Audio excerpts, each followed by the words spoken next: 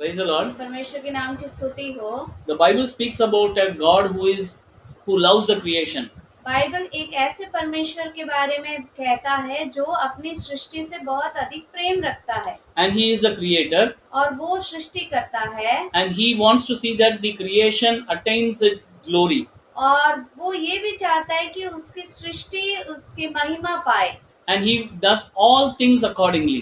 और उसके लिए वो सभी बातें उसी प्रकार से करता है He doesn't want anybody in this world to be lost. और वो ये नहीं चाहता कि इस दुनिया में कोई भी नाश में जाए And therefore He plans everything accordingly. और इसीलिए वो सारी योजनाएं उसके अनुसार ही करता है And therefore grace of God is a Christian marvel. और इसीलिए अनुग्रह जो है मसीहियों के लिए एक अद्भुत बात है Because the judge becomes his savior. क्योंकि एक न्यायी खुद उद्धारक बनता है The judge who is seated on the throne, ऐसा एक न्यायी जो सिंहासन में है and he becomes our own savior. और वो खुद उद्धारक के रूप में होता है That is why when Christ was living in this world, इसीलिए यीशु मसीह जब इस संसार में थे in Matthew 11:28 we read like this, मत्ती रचित सुसमाचार 11 उसका 28वें वाक्य में हम इस प्रकार पढ़ते हैं all who Christ said like this, और यीशु मसीह इस प्रकार कहते हैं all who burden and heavy laden, come to me, I will give you rest. जो परिश्रम करने वाले हैं या बोझित है वो मेरे पास आओ मैं तुम्हें विश्राम दूंगा No worldly system will welcome us like this. और कोई भी इस संसार की बातें हमें इस प्रकार स्वागत नहीं करेगा No religious system welcomes a person like this. कोई धर्म इस प्रकार से हमें स्वागत नहीं The करेगा God of Bible welcomes us like this. और परमेश्वर जो है इस वचन का वो हमें इस प्रकार स्वागत करता He knows है that we are burdened. वो जानता है कि हम बोझित हैं He knows that we need rest, वो जानता है कि हमें विश्राम की जरूरत है and he knows that there is no other way for man. और वो ये भी जानता है कि उसके अलावा और कोई रास्ता भी नहीं है मनुष्य And that is के why I said he loves the creation. और इसलिए मैंने कहा कि वो अपने सृष्टि से बहुत अधिक प्रेम करता And है whoever believes in Jesus Christ, और जो कोई उस यीशु मसीह पर विश्वास करता we है are justified. हम न्याय ठहराए जाते You हैं know how we are justified? आप जानते हैं कि हमें कैसे न्याय मिलता है A man worthy of condemnation, एक मनुष्य जिसको न्याय होना था who is worthy of punishment, जिसको दंड मिलना था he is getting a privilege of being called as the sons of God. उसको एक ऐसा सौभाग्य मिलता है कि वो परमेश्वर के पुत्र कहला सके In Romans chapter 8 verse 32, और रोमियो की पत्री 28वां अध्याय 8वां अध्याय उसका 32वां वाक्य we read like this, Romeo की पत्री 8वां अध्याय उसका 32वां वाक्य he who did not spare his own son but gave him up for us all, how will he not also with him graciously give us all things? जिसने अपने निज पुत्र को भी न रख छोड़ा परंतु उसे हम सब के लिए दे दिया वह उसके साथ हमें और सब कुछ क्यों न देगा God, looking at the pathetic situation of man, और जब मनुष्य की बुरी परिस्थिति को परमेश्वर देखता है God plans.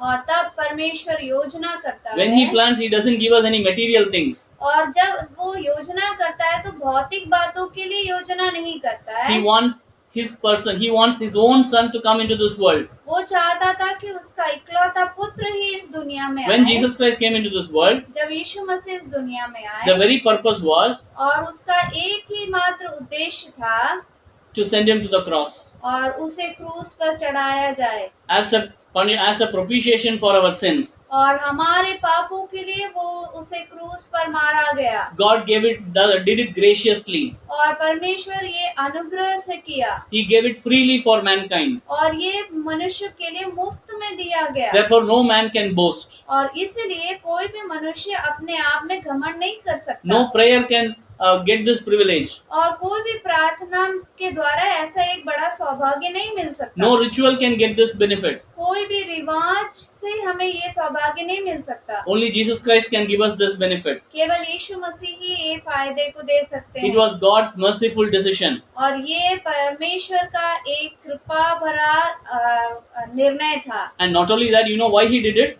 और केवल ये नहीं, आप जानते हैं कि उसने ऐसा क्यों किया? To prevent us from the wrath of God. ताकि हम परमेश्वर के क्रोध से बच सके। In Romans 3:24, रोमियो की पत्री 3 अध्याय 24वें वाक्य we में read like this, हम इस प्रकार पढ़ते हैं, and are justified by his grace as a gift through the redemption that is in Christ Jesus. परंतु उसके अनुग्रह से उस छुटकारे के द्वारा जो मसीह यीशु में है से में धर्मी ठहराए जाते हैं। And if we believe in Jesus Christ by faith, और यदि हम विश्वास के साथ यीशु मसीह पर भरोसा रखते हैं, we get into this richness of grace. तो हमें ये अनुग्रह का जो अनुग्रह है वो हमें भरपूरी से मिलता है। And we can enjoy that grace. और इस अनुग्रह का हम आनंद भी ले सकते हैं। And this grace, और ये अनुग्रह, this blessing, और ये आशीष, we read about it in Ephesians chapter 1:3. और इसी बात को हम एफिसियों की पत्री 1 अध्याय उसका 3 वाक्य में पढ़ते हैं। Ephesians chapter 3, 1:3. It says like एफिसियों की this, पत्री 1 अध्याय उसका 3 वाक्य, Blessed be the God and the Father of our Lord Jesus Christ, who has blessed us in Christ with every spiritual blessing in heavenly places. हमारे प्रभु यीशु मसीह के परमेश्वर और पिता का धन्यवाद हो कि उसने हमें मसीह में स्वर्गीय स्थानों में सब प्रकार की आत्मिक आशीष दी है। What are the heavenly blessings? वो आत्मिक स्वर्गीय आत्मिक आशीष क्या क्या है? It is the presence of Christ himself in our lives. वो खुद यीशु मसीह का उपस्थिति हमारे जीवन में है। And further in verse 5, और बाद में उसी अध्याय के 5वें वाक्य में, looking at the pathetic situation of man, जब मनुष्य की एक बुरी परिस्थिति को देखते हुए, he predestined it before we were born. वो पहले से ठहराया गया हमारे जन्म लेने से पहले ही। And he predestined it to be destined that we will be called sons of God. और पहले से वो हमें ठहराया गया उसके पुत्र कहलाने के लिए। And therefore we were chosen for glorification. और इसलिए हम चुने गए ताकि उसकी महिमा हम कर सके। We read about it in verse 12. और 12वें वाक्य में हम इस प्रकार पढ़ते हैं, So that we who were the first hope in Christ might be to the praise of his glory. कि हम जिन्होंने पहले से मसीह पर आशा रखी थी उसकी महिमा की स्तुति के कारण हो। And you know why he did it? और आप जानते हैं कि क्यों उसने ऐसा किया? So that we may receive a wisdom and revelation of the knowledge of God himself. ताकि हमें उसके प्रकटीकरण का ज्ञान और Yes. बुद्धि हो सके। And do you want that revelation? क्या आपको उसके प्रकाशन का ज्ञान चाहिए? Then believe in Jesus Christ. तो फिर आप यीशु मसीह पर विश्वास करिए। That is why Paul, इसीलिए पौलुस in the book of Galatians, in the letter to Galatians, और गलातियों की पत्री में after understanding what grace is, अनुग्रह को समझते हुए he says, I will not nullify the grace of God. वो इस प्रकार कहता है कि मैं अनुग्रह को कभी व्यर्थ ना ठहराऊंगा। And this grace is not just for a shorter period of time. और ये अनुग्रह जो है कुछ समय के लिए नहीं है। In 1 Peter 1:5 we read like this, पहले पत्रोस उसका पहला अध्याय उसका 5वें वाक्य में, 1:5, पहला पत्रोस पहला अध्याय उसका 5वां वाक्य, who by God's power are being guarded through the faith for a salvation, ready to be revealed in the last time. पहला पत्रोस पहला अध्याय 5वां वाक्य, जिनकी रक्षा परमेश्वर के सामर्थ्य से विश्वास के द्वारा उस उद्धार के लिए Yes. जो आने वाले समय में प्रकट होने वाली है की जाती है। We are guarded by God's power till the end. हम परमेश्वर के सामर्थ्य से रक्षा किए जाते हैं। Till the coming of the Jesus Christ, when Jesus Christ will come back, till that time we will be guarded. जब तक मसीह वापस लौट नहीं आते तब तक ये रक्षा हमारे में बनी रहती है। Now finally, और अंत में, do you know why he gave this grace? और आप जानते हैं कि ये अनुग्रह हमें क्यों दिया गया? When we live in this world, जब हम इस दुनिया में रहते हैं, we have been created as his workmanship.